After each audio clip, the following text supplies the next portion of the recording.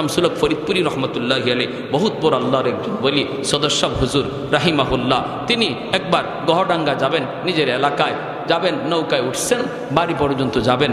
এই অবস্থায় নৌকার মধ্যে অনেক মানুষজনই উঠছে, তিনি তার ঘাটে যেয়ে নামবেন, লোকজন যার যার ঘাটে নামতেছে, আল্লাহর ওলিও তিনি তার ঘাটে যাবেন। ওনার ঘাটটা হলো সব শেষে, সব মানুষ নেমে গেল নৌকা থেকে যার যার ঘাটে, কিন্তু হুজুরকে নিয়ে মাঝি একাই চলছে। রাত বাজে প্রায় 1টা 2টা, কনকনে শীত, প্রচণ্ড কুয়াশা। ওই অবস্থায় আমি আপনার ঘাট পর্যন্ত নিয়ে যাব, কইয়া লয়ে যেতেছে, ভালো কথা আলহামদুলিল্লাহ। কিছু দূর যাবার পরই আল্লাহর ওলি বলতেছেন, বেটা তুমি আমাকে এখানে নামায় দাও। মাঝি কই, হুজুর এটা কি বলেন? এখান থেকে আপনার বাড়ি পর্যন্ত যেতে বিশাল এক হাওর পাড়ি দেওয়া লাগবে, নৌকা তো আপনার ঘাট পর্যন্ত যাবে, হুজুর এখানে কেন নামবেন? হুজুর বলেন, বাবা এত প্রশ্ন করিস না, এত প্রশ্ন করবি না, তুই আমাকে এখানে নামায় দে। মাঝি কই, হুজুর বেয়াদবি যদি মনে না করেন, হুজুর কষ্ট হবে, একা একা ভয় লাগবে আপনার, কনকনে শীত, রাস্তাও চিনবেন কিনা ঠিক নাই, কারণ কিছু দেখা যায় না। আল্লাহর ওলি বলেন, বাবা বুঝবি না, বুঝবি না, বুঝবি না, এত কথা বলবি না, আমাকে এখানে নামায়া দেয়, আমি পায়ে হেঁটে বাড়ি যাব। মাঝি বাধ্য হয়ে হুজুরকে নামায়া দিল, অথচ পূর্বে হুজুর বলছেন ঘাটে যাবেন, হঠাৎ করে বলতেছেন এখানে নামবেন। মাঝি নামায় দিছে, কিন্তু মাঝির মনে মনে খেয়াল হলো আমি একটু পিছনে পিছনে যাব আর দেখব হুজুর কেন কি জন্য এখানে নামলেন। মাঝি পিছনে পিছনে নামছে, হুজুর কিন্তু টের পান নাই।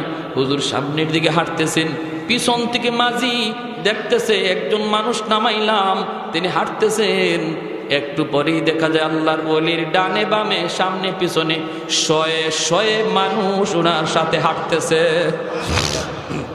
মাঝির কলিজায় আর পানি নাই, হায় আমি মানুষ নামাইলাম একজন, এত মানুষ আসলো কোথা থেকে, এরা কারা, কি এদের পরিচয়? মাঝি ভয় পাইতেছে, পিছনে পিছনে যায়। আল্লাহর ওলি তো দেখেন না, মানুষগুলি হুজুরকে পাহারা দিয়া দিয়া নিয়ে যাইতেছে, আর কি যেন বলতেছে, হুজুর কি যেন জবাব দিতেছে। বাড়ি পর্যন্ত পৌঁছল, দেখে আর কোনো মানুষ নাই, হুজুর একা। ঘরে ঢুকবেন, মাঝি কাকা আসসালামু আলাইকুম হুজুর। হুজুর অবাক হয়ে বলতেছেন, বেটা তুই? হুজুর আমি আপনার পিছনে পিছনে আইছি।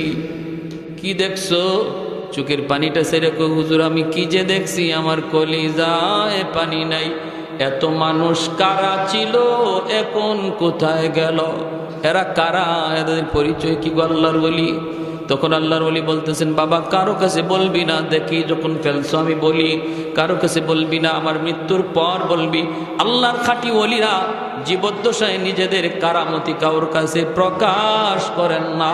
এটা হলো খাঁটি আল্লাহওয়ালা চিনার উপায়। আর ভেজাল্লা যারা, ওরা যদি এক যারা হয় বুঝায় 10 গুণ, ঠিক না? হ্যাঁ, আল্লাহর খাঁটি ওলিরা নিজেদের কারামত কারোকে বলে না। এমন কেউ যদি দেখে তারে বলে কাউকে বলবি না, কাউকে বলবি না, কাউকে বলবি না। ভাইরা বন্ধুরা, ইনিও বলতেছেন, বাবা কারো কাছে বলবি না।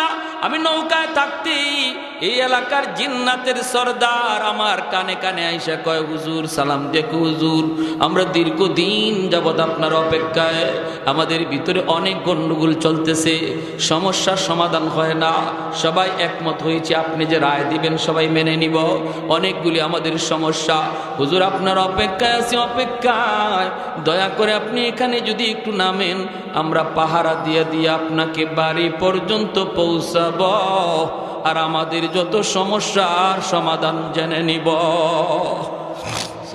তাহলে আল্লাহওয়ালা আলেমদেরকে জিন্নাতরাও কি শ্রদ্ধা করে। হুসাইন আহমদ মাদানী রহমতুল্লাহ আলী, কুতবুল আলম শৈখুল ইসলাম হুসাইন আহমদ মাদানী রহমতুল্লাহ আলীকে এক লোক দেখলেই খালি বলতো, বাতা দেউঙ্গা, বাতা দেউঙ্গা, বাতা দেউঙ্গা, বলে দেব। যেই মাত্র মাদানী আলাইহির রহমত দেখতেন এই লোকে দূর থেকে বলতেছে, হুজুরের সাথে তো অনেক উলামায়ে কেরাম আছে, এর ভিতর দিয়ে দূর থেকে একটা লোক একদম সাদা সিধা আওয়াম মানুষ মাদানীকে দেখকেই বলতো, বাতা দেউঙ্গা, বাতা দেউঙ্গা।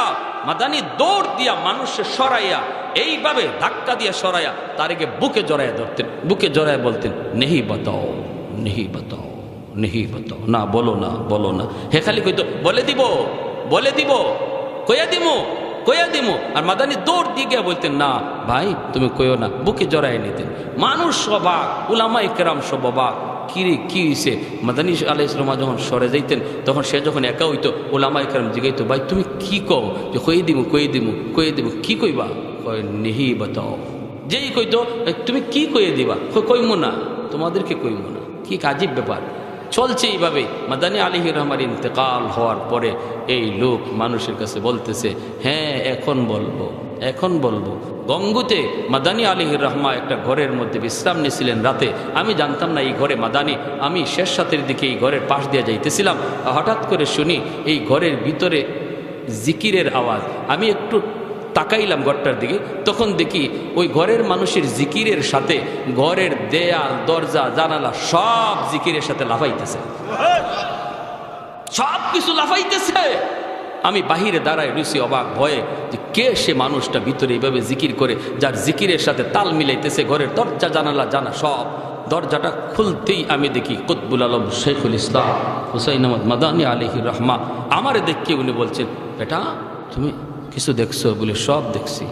তখনই আবার বুকে জড়ায় বলছেন, দয়া করে কাউকে বলবা না, আমার জীবদ্দশায় কাউকে বলবা না, আমার জীবদ্দশায় কাউকে বলবা না।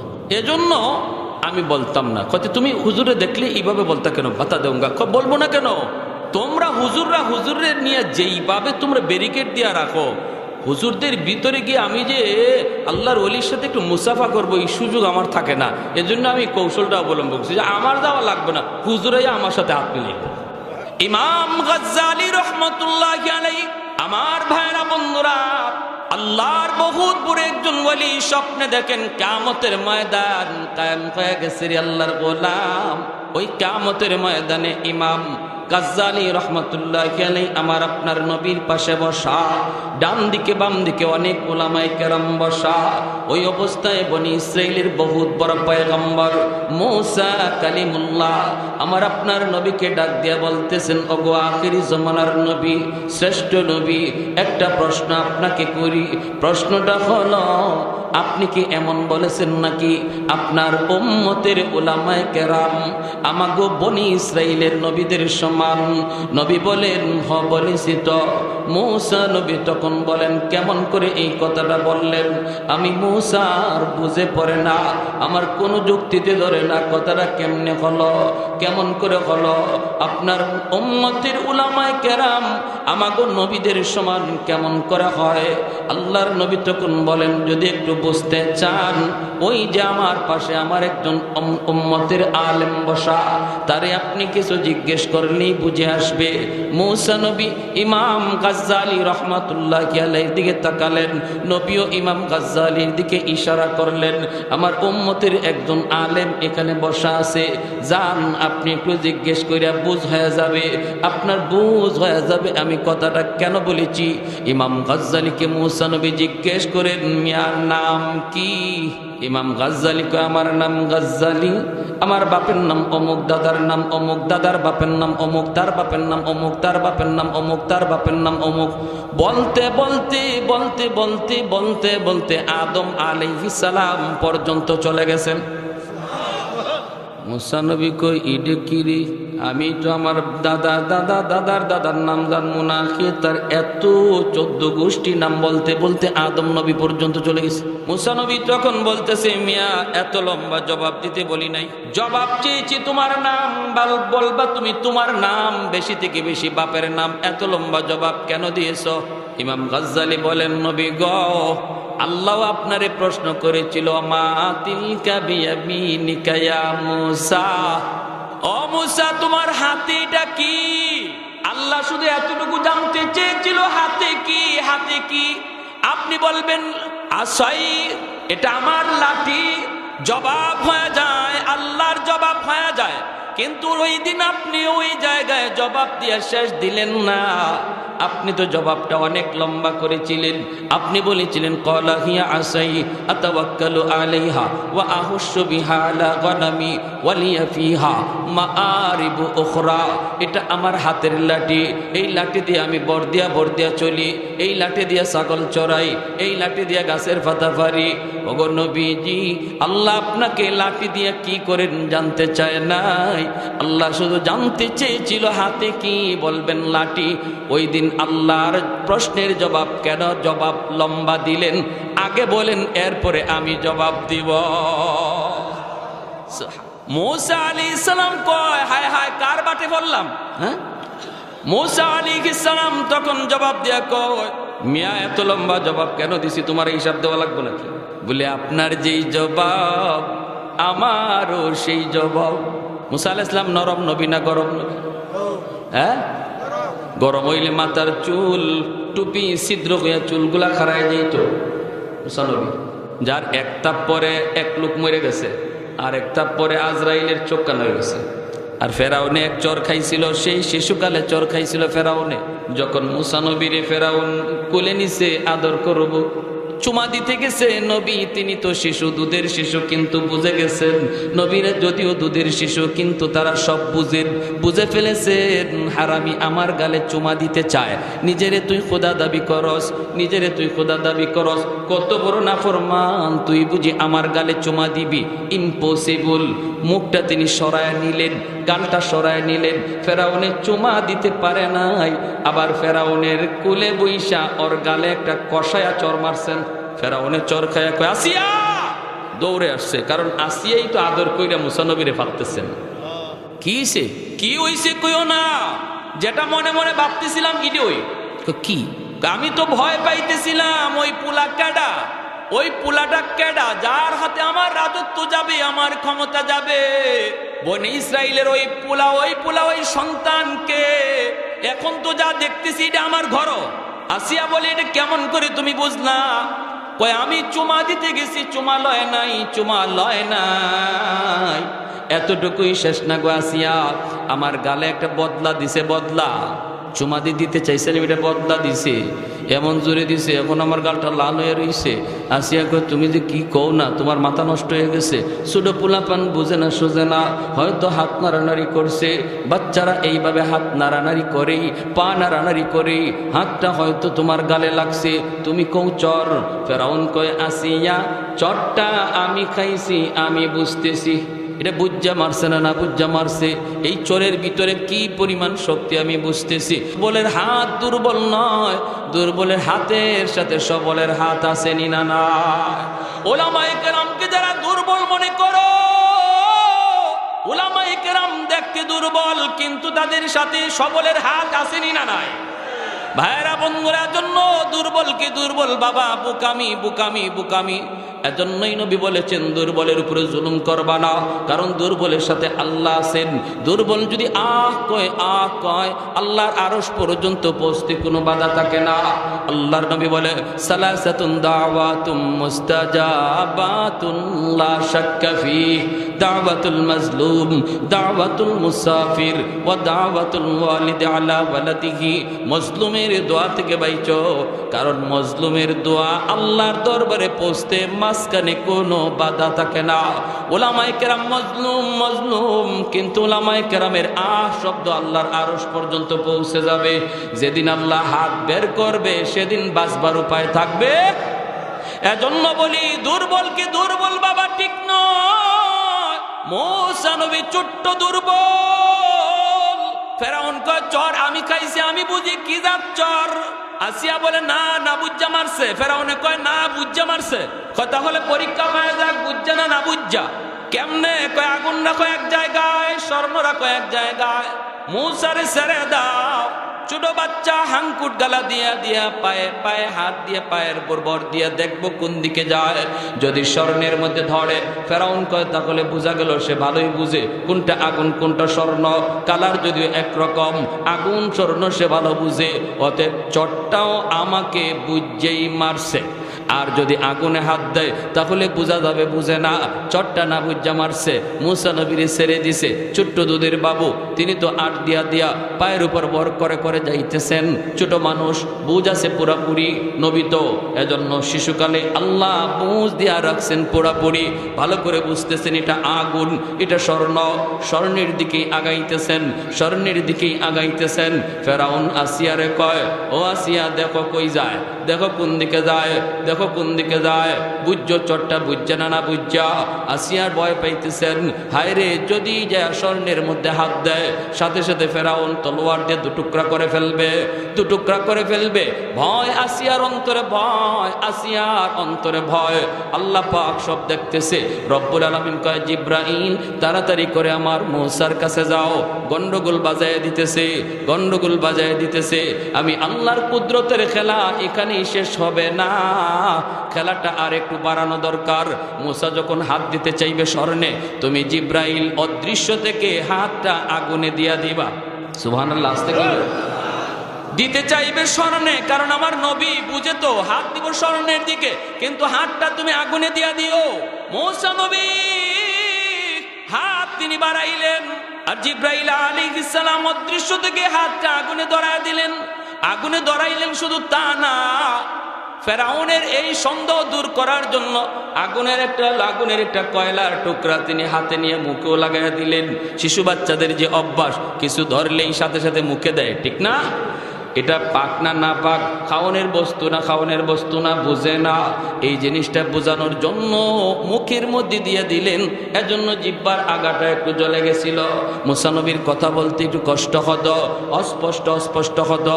এজন্যই নবুয়ত পাওয়ার পরে তিনি বলেছিলেন, আল্লাহ আমার ভাই হারুনকে আমার সাথে দিয়ে দাও দাওয়াতের জন্য, কারণ আমার ভাই হারুনের জবান বড় স্পষ্ট।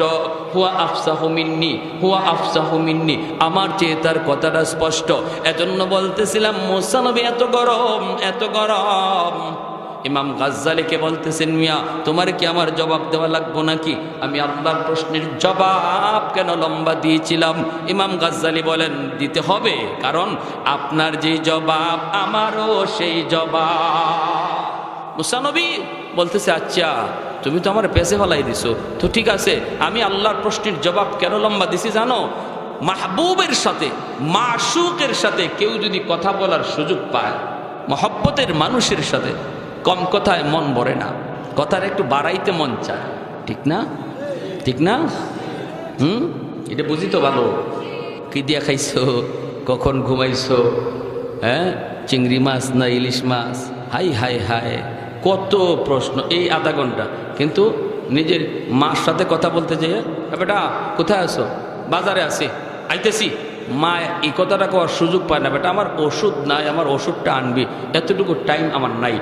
ঠিক আছে আমি আসতেছি, মার ওষুধ আনতে হবে, এই টাইমটা আমার নাই। কিন্তু মায়ার মানুষ, মনের মানুষের সাথে কথা বলার সময় ঘন্টা আধা ঘন্টা চলে যায়, মোবাইলও গরম হয় না, কানেও তখন ব্যথা হয় না। আসেনি না নাই জোরে? হ্যাঁ, মুসা নবী বলেন, প্রিয় মানুষ, মনের মানুষের সাথে কথা বলতে মন শুধু চায় লম্বা করতে।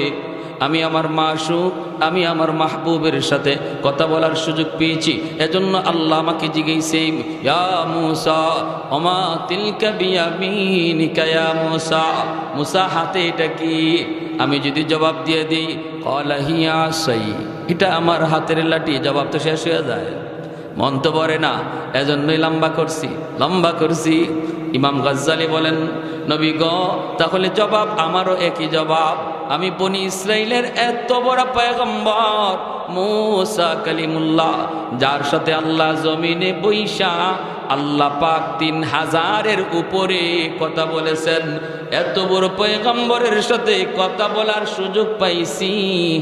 এক কথায় আমার মন ভরে না, তাই লম্বা করছি। সুবহানাল্লাহ। ইমাম গাজ্জালি বলেন, আমার আপনার নবীর দিকে তাকাইয়া মুহাম্মদ দিলটা খুশ হয়ে গেল, তোমার কথা বেশ সঠিক। উলামা ও উম্মতি কা আম্বিয়ায়ে বনি ইসরাইল। ভাইরা বন্ধুরা, এজন্য এই উম্মতের উলামায়ে কেরামের এত দাম, এত মর্যাদা, এত সম্মান কে দিছেন? আল্লাহ। কোন মন্ত্রী দিছে? সরকার দিছে? উলামায়ে কেরামের সম্মানটা কে দিছেন? আর একটু জোরে বলেন, কে দিছেন? কারণ হলো সিনার ভিতরে আমার মালিকের কালাম, ঠিক কিনা? জোরে বলেন। হাজারো হাজারো কোটি কোটি সিনার ভিতরে আল্লাহ যেই সিনাটাকে নিজে পছন্দ করেছেন, আল্লাহ হাজারো হাজারো বুকের সিনার ভিতরে যেই সিনাটাকে আল্লাহ পছন্দ করেন, ওই সিনাতেই মালিক তার কালামকে আমানত রাখেন। ইচ্ছা করে বাহাদুরি করে হাফেজে কোরআন হওয়া যায় না, বাহাদুরি করে মুফতি মুহাদ্দিস হওয়া যায় না। আল্লাহর একান্ত রহমত লাগে, ঠিক কিনা? কোটি কোটি টাকা বাবা খরচ করতেছে সন্তানের পিছনে, এরপরও ছেলে হাফেজে কোরআন হইতে পারে না। আবার গরিবের ছেলে, টাকা নাই পয়সা নাই, দেখা যায় অল্প দিনে হাফেজে কোরআন হয়ে গেছে। আসেনি না নাই? হ্যাঁ, আহা, ছোট্ট ছোট বাচ্চা ঠিক মতো এখনো বাড়ি জিগাইলে বাড়ি বলতে পারবে না, এখনো দাদার নাম জিজ্ঞেস করলে দুইবার দামের মধ্যে পেস লাগাবে, কিন্তু আল্লাহর কোরআনের হাফেজ হয়ে গেছে। আসেনি না নাই? এটা বাহাদুরি করে সম্ভব? সম্ভব? এটা বাবার পয়সা থাকলে সম্ভব, বাবা মন্ত্রী হলে সম্ভব? অসম্ভব। এটা একান্ত আল্লাহর, একান্তই আল্লাহর রহমত, আল্লাহর দয়া। যেই সিনার ভিতরে আল্লাহর কালাম থাকে, ওই সিনারে জাহান্নামের আগুন জ্বালাইতে পারে না। দুনিয়ার আগুন তো না, জাহান্নামের আগুন পর্যন্ত জ্বালায় না, কারণ এই সিনাটা আল্লাহর নিজের পছন্দ করা। দিল্লির শাহী মসজিদ 10,000-এর উপরে একসাথে মানুষ নামাজ পড়তে পারে। জুম্মার নামাজ পড়ে মুসলমান বের হয়েছে, এমনি খ্রিস্টান এক পণ্ডিত ইঞ্জিল কিতাব হাতে লইয়া বলতেছে, মুসলমান তোমরা বলো কোরআন সত্য, ইসলাম ধর্ম সত্য, আমরা বলি ইঞ্জিল কিতাব সত্য, খ্রিস্টান ধর্ম সত্য। বিতর্কের কোনো প্রয়োজন নাই, চলো একটা চ্যালেঞ্জ করে নিই, চ্যালেঞ্জ করে নিই। মুসলমানরা কয় কিসের চ্যালেঞ্জ? কই চ্যালেঞ্জ হলো তোমরা আগুনের ভিতরে কোরআন ফালাইবা, আমি আমার হাতের ইঞ্জিল আগুনের ভিতরে ফালাবো, প্রমাণ হবে কোন কিতাব জ্বলে আর কোন কিতাব জ্বলে না। যেই কিতাব জ্বলবে না এই কিতাবও সত্য, এই ধর্ম সত্য। মুসলমানরা কয় আমরা এত কিছু বুঝি না, আল্লাহর কালাম আগুনে ফালানো আমাদের পক্ষে সম্ভব না, আমাদের পক্ষে সম্ভব না। কোন মুসলমান যদি নামাজ ঠিক মতো নাও পড়ে, তবু আল্লাহর কোরআন আগুনে জ্বালাইতে পারে। আরেকটু জোরে পারে। যদি কোনো বেঈমান এমনটা করে, তারে শায়েস্তা করার জন্য জীবন দিতে রাজি, ঠিক কিনা ভাইরা বন্ধুরা? মুসলমানরা কয় এত কিছু বুঝি না, চলো বড় হুজুরের কাছে যাই। তৎকালীন সময়ে বড় হুজুর শাহ আব্দুল আজিজ মুহাদ্দিস দেহলভী রহমাতুল্লাহি আলাইহি, আমাদের আকাবির উলামায়ে দেওবন্দের সূর্য সন্তান শাহ আব্দুল আজিজ মুহাদ্দিস দেহলভী রহমতুল্লাহি আলাইহি, শাহ ওয়ালিউল্লাহ মুহাদ্দিস দেহলভী রহমতুল্লাহি আলাইহির সুযোগ্য সন্তান। তিনার কাছে মানুষ নিয়ে আসলো, হুজুর আপনি ওর চ্যালেঞ্জটা একটু গ্রহণ করুন, কি বলতে চায় আপনি একটু বুঝুন, আমরা এত কিছু বুঝি না। আপনাদেরও কথা হবে একটাই, এখন আপনাদের সবক, আপনাদের কথা হবে একটাই, কারণ আপনারা আওয়াম সাধারণ মানুষ। আপনাদেরকে কেউ যদি বুখারী শরীফ লইয়া চ্যালেঞ্জ করতে আয়া যদি কয় আপনার নামাজ হয় না, আপনার রুকু হয় না, আপনার হাত বাঁধা হয় না, আপনার দাঁড়ানো হয় না, আপনার জুম্মা হয় না, জানাজা হয় না, এত কিছু যদি বলে, একটাই বলবেন, ভাইরে আমি এত কিছু বুঝি না, বুখারী বুঝি না, হাদিস বুঝি না, সহিহ হাদিস জয়ীফ হাদিস বুঝি না, চলো যদি তোমার চ্যালেঞ্জ করতে হয়, বুঝাইতে হয়, বড় হুজুরের কাছে যাই, মুফতি সাহেবের কাছে যাই, শাইখুল হাদিস সাহেবের কাছে যাই, সাথে সাথে দেখবেন তার পেট খারাপ হয়ে গেছে। আওয়াজ দিয়ে বলেন ঠিক কি না? নিজে নিজে আপনারা বহসে যাবেন না, তর্কে যাবেন না, কারণ ওরা অনেক চাপা নিয়ে আইছে, চাপা। সাবধান ভাইয়েরা, ইমানের ডাকাত কত রঙে সমাজে ঘুরতেছে আপনারা টের পাবেন না। যদি উলামায়ে কেরামের সাথে মিলেমিশে থাকেন, তাহলে আল্লাহ ইমানটার হেফাজত রাখবে। এজন্যই আমার নবী বলেন, উম্মতের দল ফিতনার জমানায় নিজের উপরে বাহাদুরি কইরো না। যদি দৌলতে ঈমান তুমি হেফাজত রাখতে চাও, আলাইকুম বিমুজালাসাতিল উলামা ওয়া ইসতিমাই কালামিল হুকামা, ফাইন্নাল্লাহা তাআলা ইউহয়িল কলবাল মাইয়িতা বিনুরিল হিকমা কামা ইউহয়িল আরদাল মাইতাতা বিওয়াবিলিল মাতার। আমার উম্মতের উলামায়ে কেরামের সাথে তোমরা মিলেমিশে থাইকো, তাদের পরামর্শে চইল। কেউ কিছু তোমারে বুঝাইলে এই বুঝটাই 100 বুঝ বাইন না, আলেমের সাথে পরামর্শ কইর, তাহলে ঈমান হেফাজত থাকবে। আপনারা বুঝবেন না, আপনার লেবাসে পইরা, আমার আপনার সুরত পইরা ডাকাত বন্ধু সে যে হাজির হবে। আপনি বুঝবেন না সে বন্ধু না ডাকাত, বুঝবে উলামায়ে কেরাম। কারণ উলামায়ে কেরামের হাতে কোরআন হাদিসের রাডার রয়েছে, রাডার। এই রাডারের ফাঁকি দিয়ে কেউ যেতে পারে না। উলামায়ে দেওবন্দের কাছে কোন বাতিল কখনো যত সুরত ধরে এসেছে উলামায়ে দেওবন্দ তার হাতে নাতে ধরেছেন। মহিলা বুরকা পরে এসেছে বাতিল, উলামায়ে দেওবন্দ গাইনি ডাক্তার সেজেছে। কই যাইবা? এজন্য এই ফিতনার জমানায় আপনাদের কাছে আমার নসিহত, আল্লাহর নবীর কথা, এটা চরম ফিতনার যুগ চলতেছে। এই যুগে যদি আমাকে সহি লাইনের উপরে সঠিক সিরাতে মুস্তাকিমের উপরে চলতে হয়, তাহলে মাদ্রাসার সাথে সম্পর্ক রাখো, বড় হুজুরের সাথে সম্পর্ক রাখো, ইমাম সাহেবের সাথে সম্পর্ক রাখো, মুফতি সাহেব মুহাদ্দিস সাহেবের সাথে সম্পর্ক রাখো। বাতিল দেখবে তোমার সম্পর্ক মুফতি সাহেবের সাথে তোমার কাছেও আসবে না, দেখবে তোমার সম্পর্ক মাদ্রাসার সাথে তোমারে বুঝাইতে কাছেও আসবে না। ঈমান হেফাজত থাকবে। আর নিজে নিজে চলবা, মুসিবত আছে। মুসলমানরা ডাক দেয়া কয়, হুজুর আপনি একটু বুঝেন কি কয়। শাহ আব্দুল আজিজ মুহাদ্দিসে দেহলভী রাহমাতুল্লাহি আলাইহি তিনি তখন বলতেছেন, মিয়া তুমি কি বলতে চাও বলো। কয় হুজুর আপনারা কোন খ্রিস্টান, আপনারা কোন মুসলমান ধর্ম সত্য, ইসলাম ধর্ম সত্য, কোরআন সত্য, আমরা বলি ইঞ্জিল সত্য, খ্রিস্টান ধর্ম সত্য।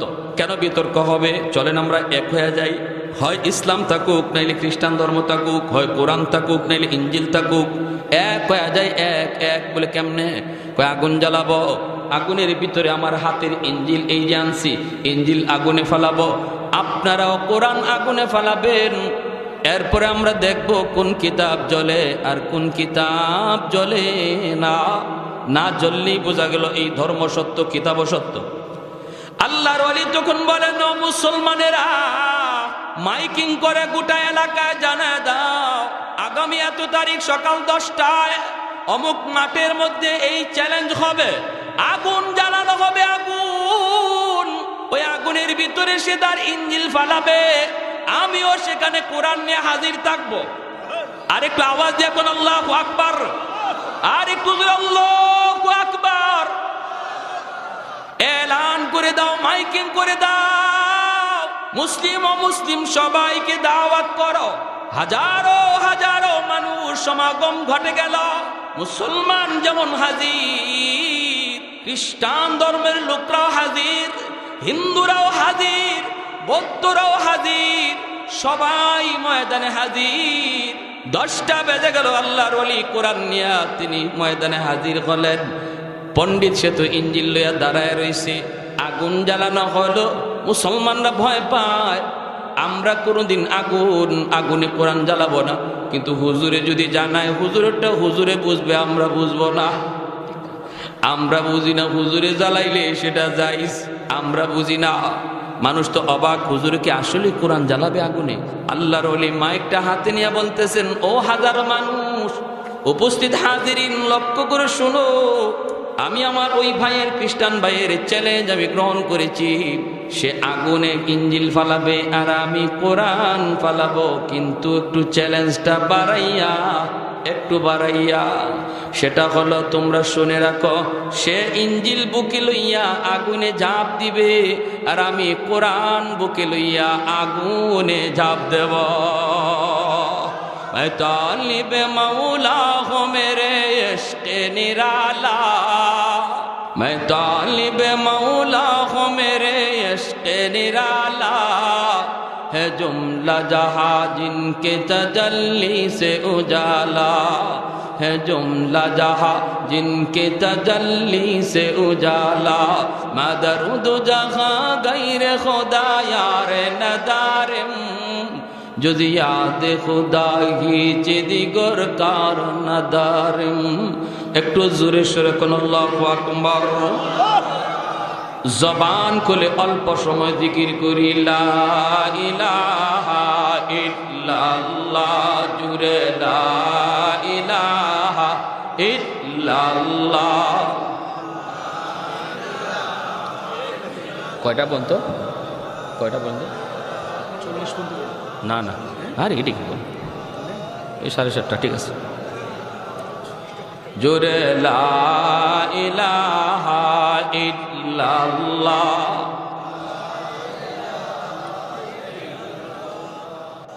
লা ইলাহা ইল্লাল্লাহ, লা ইলাহা ইল্লাল্লাহু মুহাম্মাদুর রাসূলুল্লাহ। জোরে সুরে বলি সাল্লাল্লাহু আলাইহি ওয়াসাল্লাম। যেই মাত্র হুজুর বলছেন আমি আমার কোরআন বুকে লইয়া আগুনে ঝাঁপ দিব, আর উনি ইঞ্জিল বুকে লইয়া আগুনে ঝাঁপ দিবে, দেখা যাবে কাকে আগুন জ্বালায় কাকে আগুন জ্বালায় না। সুবহানাল্লাহ।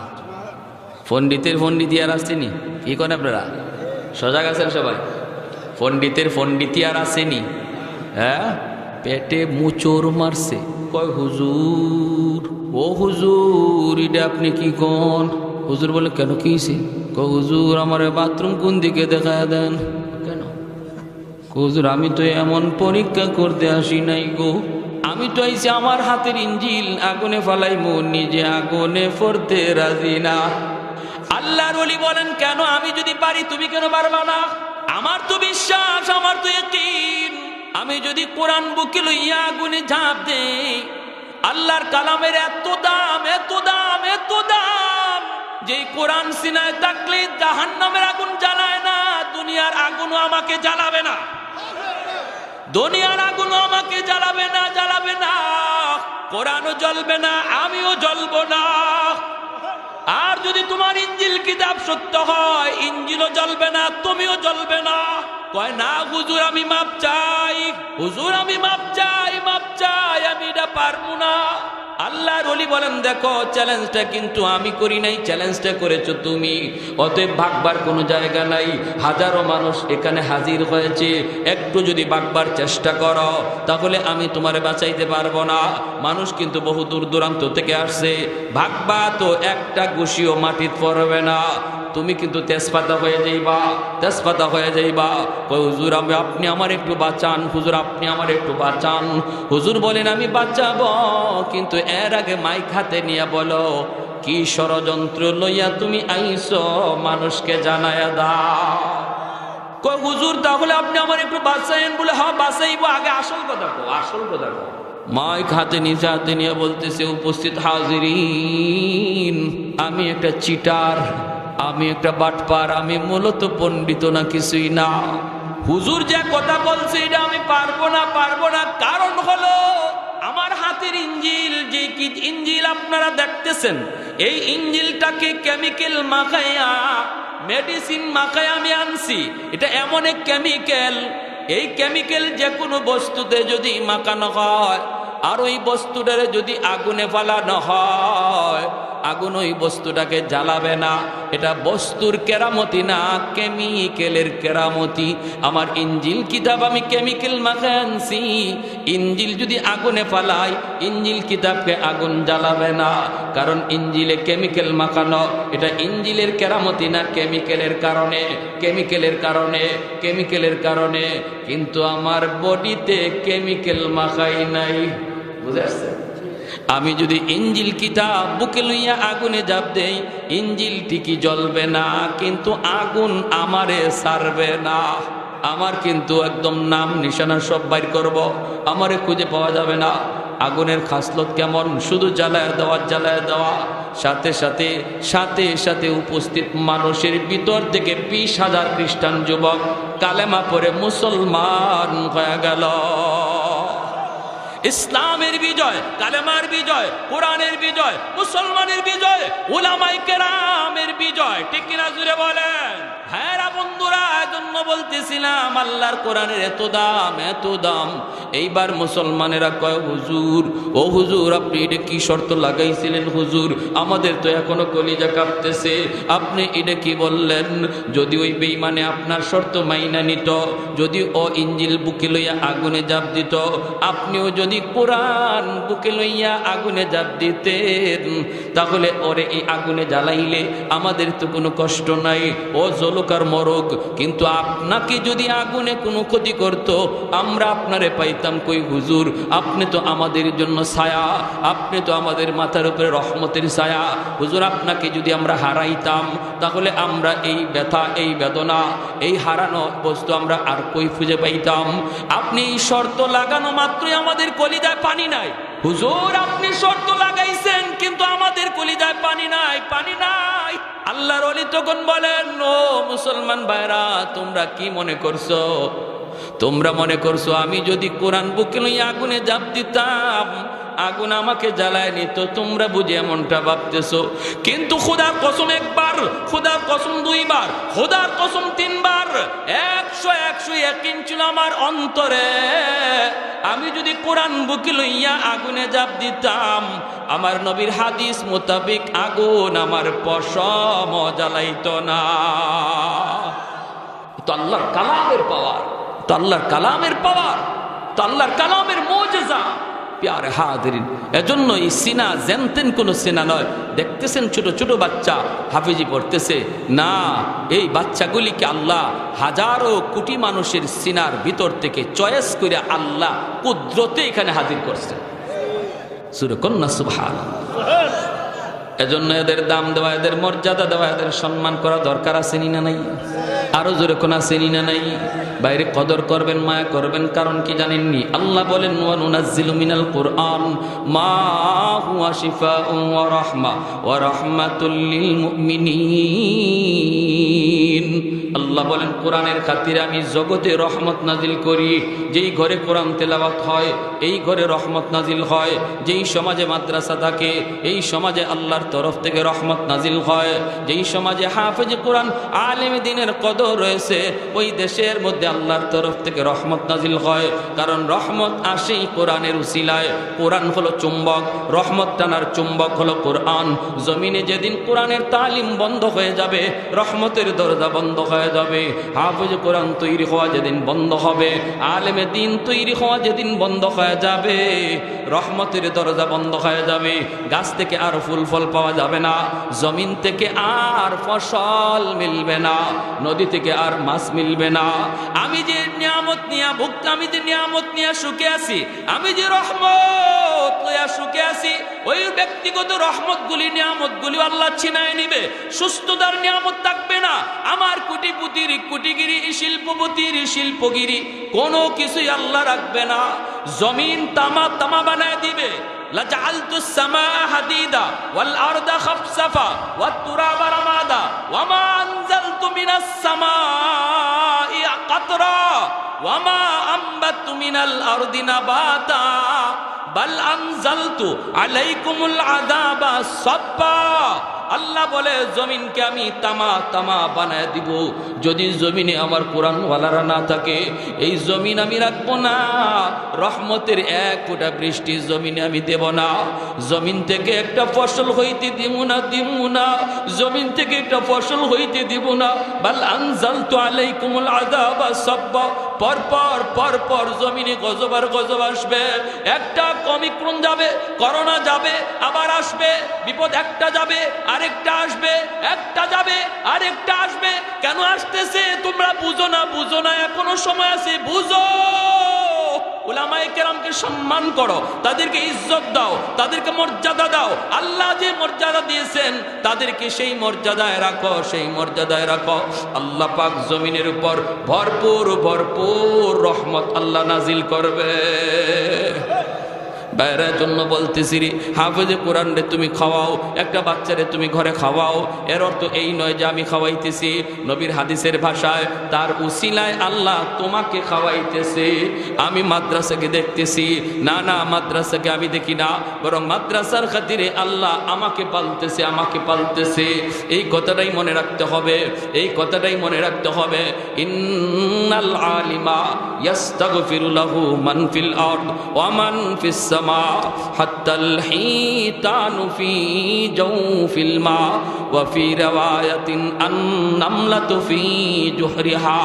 নবী বলেন, উম্মতের দল, এই কথাটা তোমরা যদি নাও বুঝো, জমিন আল্লাহ কাদের উসিলায় টিকায় রাখছে, কথাটা তোমরা যদি নাও বুঝো, আসমান জমিনের আর যত মাখলুক রয়েছে ওরা কিন্তু ঠিকই বুঝে, গর্তের পিপিলিকা ওই কথাটা বুঝে, পানির নিচের মাছ এই কথাটা বুঝে।